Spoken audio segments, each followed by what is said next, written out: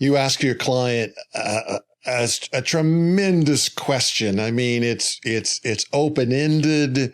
It's wonderful. It's thought-provoking. You just feel like maybe you're going to win the, Academy Award for best question ever. And your client says, I don't know. It's frustrating. It's frustrating when you get that response from your client to a question, and maybe you're starting to get a multiple, you ask them multiple questions and the answer is, I don't know. And I don't know feels like the anthem for the stuck. It's like, oh shoot, they're stuck. I can't seem to budge them. I can't move them. It feels like maybe they were wrapped in a wet blanket, and their esteem starts to feel so low that they can't move out of feeling stuck. There's just a whole plethora of things that are going on that just are all wrapped up in that 3 horrible words from a client. I don't know. Let me give you 5 responses that you can give to a client who says, I don't know. Here's the first one. You can simply say to them, this truth. It's a concise message. It's a truth statement. You don't know yet. You can just say, you don't know yet. They're going to know. You set up at least an optimism. I mean, there might be this belief that says, I don't know, and I'm not sure I'll ever know. And you say, you don't know yet. It's an encouragement and a truth that can kind of set the mind free once it knows, okay, all right, I don't know yet. Let me give you another option. Number 2 would be to ask a question like this, like maybe you're saying, what should you do about this? And they say, I don't know. And here's a great question to start. What's the worst way to do it? Kind of everybody knows the worst way to do it. And so they can share what they think is the worst way, and you can begin to hear some things that are true about the worst way and the things we don't want to see.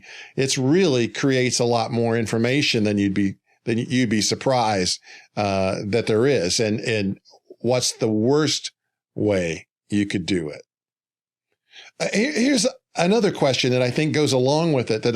This is a question I've just begun to use a lot, very regularly in my coaching. Is what are the characteristics of a good solution? So they may say, I don't know what a good solution is, and they really don't. But we can begin to determine what the characteristics of a good solution are. One characteristic might be that it's simple. Another characteristic might be that it's easy to implement. Another one might be that it's cost effective. Another one might be that it gets it off my plate. I don't know what the characteristics of their solution are, but it's easier to kind of come at it at an angle, not directly and say, what is the solution, but what are the characteristics of a good solution? That gets us away from I don't know quickly. Here's the 4th way. You could ask them who would know. That's an interesting question. And it may be somebody they have access to, and it may not. But if we begin to think who would know, it affects our thinking. It opens us up to maybe even thinking in a specific direction that we hadn't thought about before. Who would know? Here's number 5. How will you feel when you know? The brain's got 2 sides. I mean, I'm oversimplifying it, but there's a rational side and a feeling side. And sometimes we need to activate that feeling side. If we can start to know, we can start to feel like we will when we know, oftentimes that opens up knowing. It's surprising.